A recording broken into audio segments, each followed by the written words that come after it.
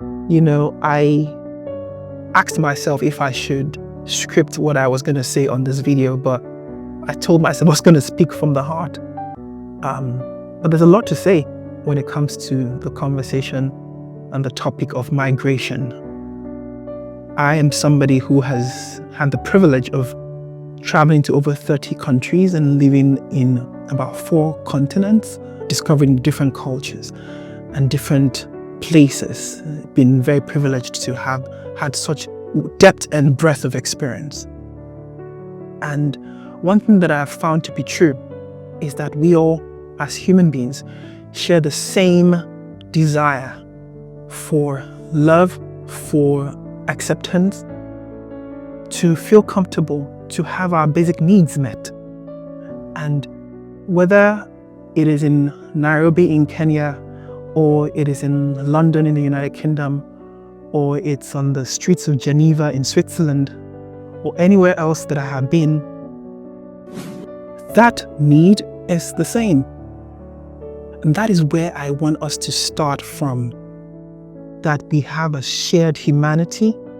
We all desire similar things, maybe in different shades and colors, but we desire similar things. And if you could grasp and understand your desire to live a prosperous life, to have your needs met, to protect your family, to seek better opportunities, I invite you to also see why that is a shared desire for other people in other places, which is why people usually would migrate.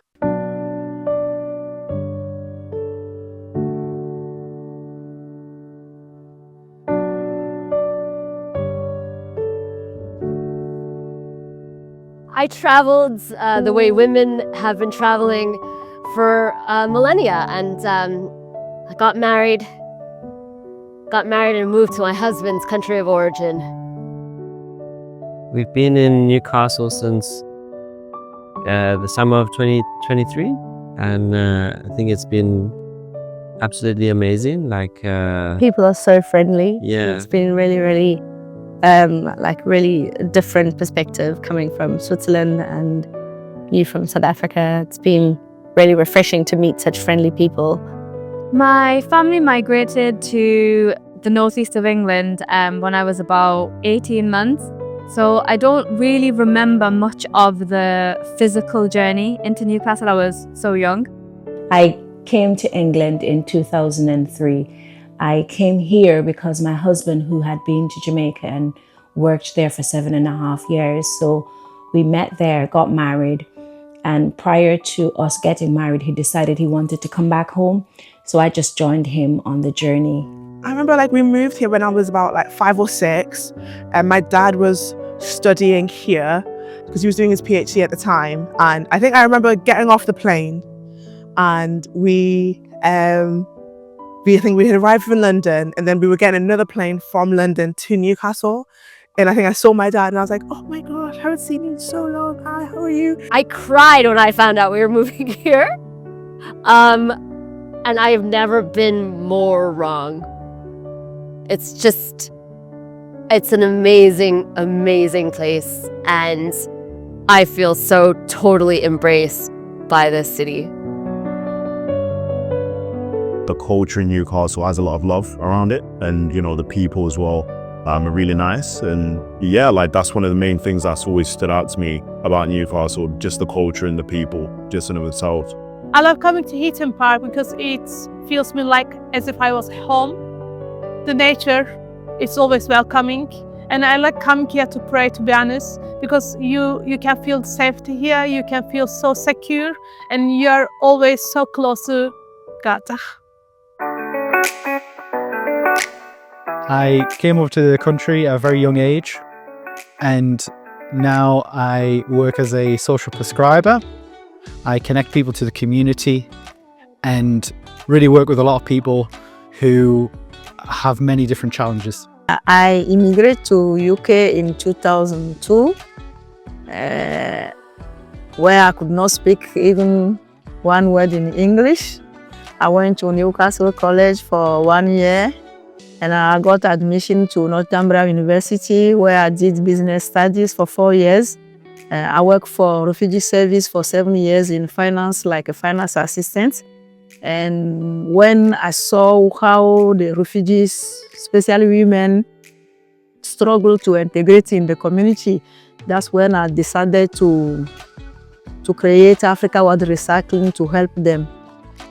The past 3 years I've spent going into schools in the Newcastle region and just, you know, encouraging kids to get into higher education, getting into STEM subjects like economics, and, you know, just being able to go into schools and be a voice and, you know, be an advocate for the youth getting into education to better their lives and just empower them has been like something which I found very rewarding, and also has always been a major contribution of mine the past couple of years.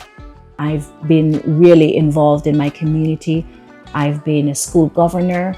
I've been one of the leaders in my church, and currently I work with the local authority as an admin assistant there. Since 2018, I have been trying to do lots of things for this community. I worked for NHS as a translator for 5 years, and now I am working for a charity, for an education charity called Success for All. The population of, you know, the workforce, or proportion of the workforce in the NHS, quite significantly occupied or contributed to by migrants from various continents, Africa, you know, Asia, you know, Europe, and, you know, and beyond. We contribute our skills, which are marketable, which are meant to make society better, which is meant to generate income for the cities and the country as a large where we do work. I'm proud of my culture and my heritage, and I'm also very proud of being British and being from Newcastle and being a Geordie. So when people describe us or treat us as an other, sometimes it's saddening, sometimes it's frustrating, sometimes I get really angry about it, and rightfully so, because aside from my work, I try to do my bit for the community. Me and my family, we always try to shop locally where we can. We eat out, and when we do, we always look for independent businesses. I pay my taxes, I support charities, because why wouldn't I? This is my city, and I love it.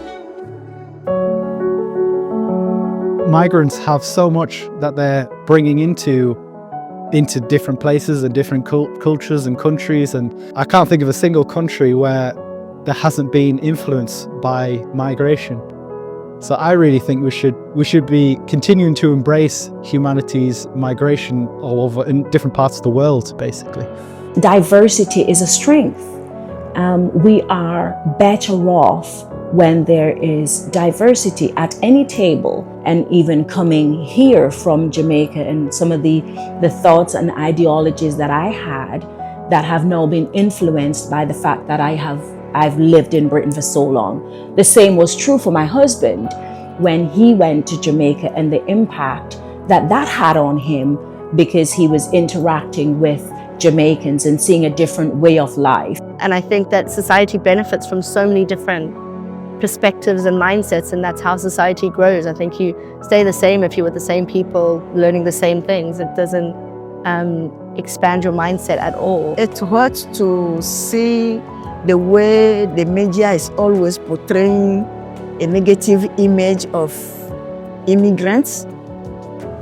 I can say immigrants are contributing a lot to this country.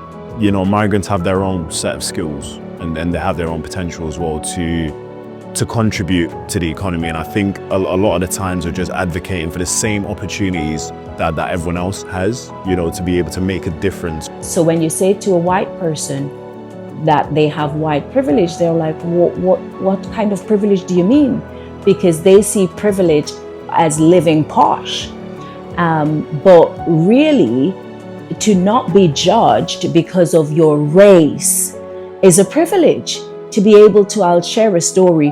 I remember my husband going into a gated community, and he just sat in that gated community for about half an hour. He didn't think about will anybody be suspicious of me being here? He didn't think about any of those things by virtue of the fact that he was white. And I remember coming out and saying to him, if you were black, you would have assessed your environment, because you would think, what are people going to think? As somebody who's lived in Dubai, Switzerland, worked in Amsterdam, and now here in the UK, and a lot of my family is all over the world. Even my family from the UK is living in the US. It just feels quite strange that this conversation is even happening. I think that like everything going on with migrants right now is actually, it's actually just about racism, because I think the minute someone's a white person, you call them an expat, when actually you have like loads of people who are bringing really good things into the city, into the country, and I think everybody has their place and can contribute. And I think it's really unfair that because you're white, you get to call yourself an expat. And I think there's an absolute fallacy about people taking from the system.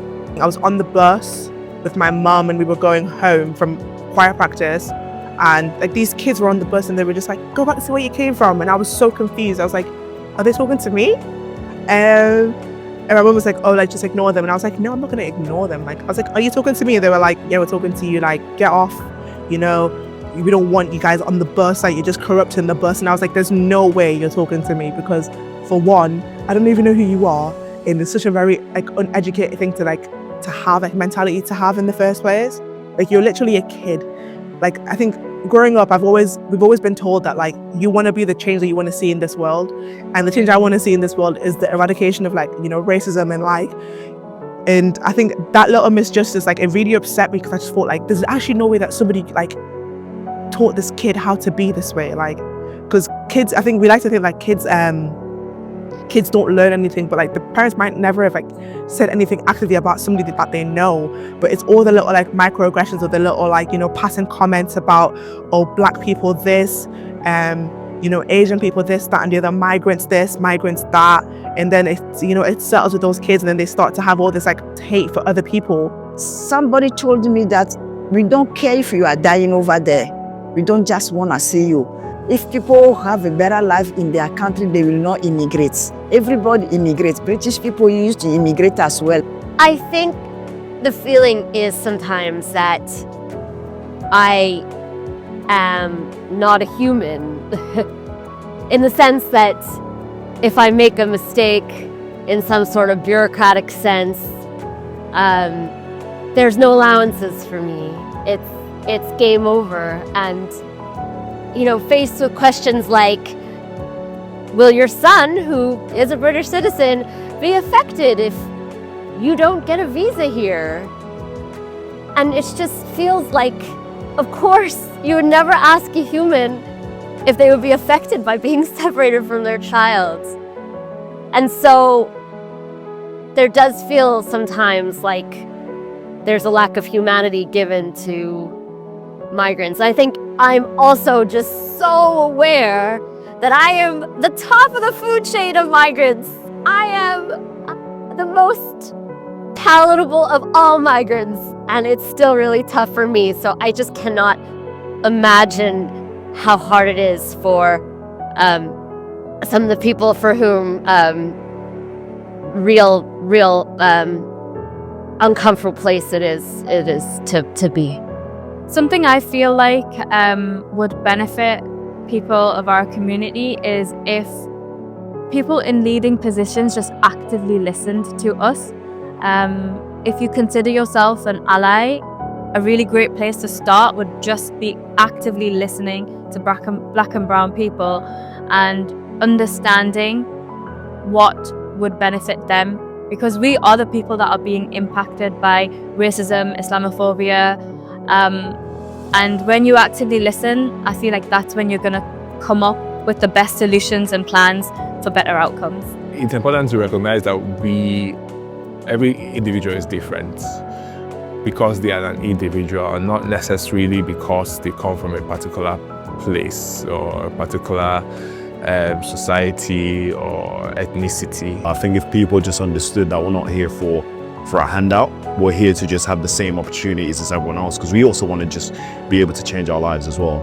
immigration and migration, it's always been an opportunity for many people to show and input their culture, their brains, their knowledge, their capacity. An opportunity for those already in the country to gain said knowledge, skills, to meet their future pastors, future doctors, future lawyers, to meet foods and new places that they wouldn't have come about in the first place.